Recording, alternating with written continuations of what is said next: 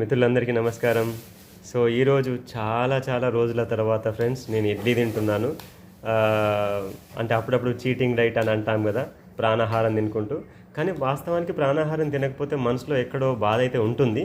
But anyway, so మనం కూడా అందరికీ లాగా అప్పుడప్పుడు కాస్త ఇడ్లీనా అది తినొచ్చు అని చెప్పేసి ఈరోజు మా వైఫ్ పిల్లల కోసం ఇడ్లీ చేసింది.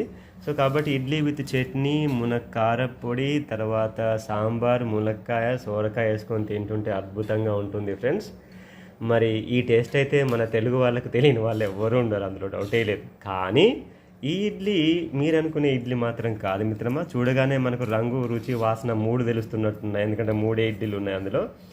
కానీ ఇది మీకు చూస్తున్నారా, బ్రౌన్ కలర్ ఉంది కదా, అంటే మనకు బలాహారం తెలుసు కదా ఫ్రెండ్స్. బలాహారం ఇడ్లీ చేశాము. బలాహారంతో పాటు మీకు నల్లగా ఏమేమి కనబడుతున్నాయి సార్ అని మీరు అనుకోవచ్చు. ఈ నల్లగా కనబడేటివి ఏంటో కాదు మిత్రమా, నల్ల నువ్వులు. అంతేకాదు, కేవలం నల్ల నువ్వులు మాత్రమే కాదు మిత్రమా, అక్కడక్కడ మీకు శనగలు కూడా కనబడుతున్నాయి. ఏంటి సార్ ఇడ్లీలో ఇవన్నీ వేసుకుంటారా అని మీరు అనుకోవచ్చు మిత్రులారా.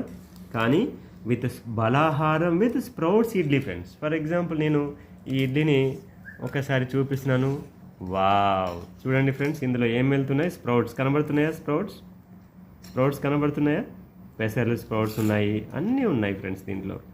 సో ఇలాంటి హెల్దీ ఫుడ్ ఎలాగో తింటున్నాము కదా ఫ్రెండ్స్. ఇగో చూడండి, స్ప్రౌట్స్ కనపడింది కదా. సో ఈ విధంగా ఎలాగో తింటున్నాము. కేవలం కడుపుకు మాత్రమే తినొద్దు ఫ్రెండ్స్, కాస్త ఆరోగ్యం కోసం కూడా తినండి, సరేనా? సో నమస్తే ఫ్రెండ్స్. ఫుడ్ని ఎంజాయ్ చేయండి. ఆ ఎంజాయ్మెంట్తో పాటు మీకు హెల్తీ రావాలి, అలాగే హ్యాపీనెస్ కూడా రావాలి. Thank you friends. నమస్తే.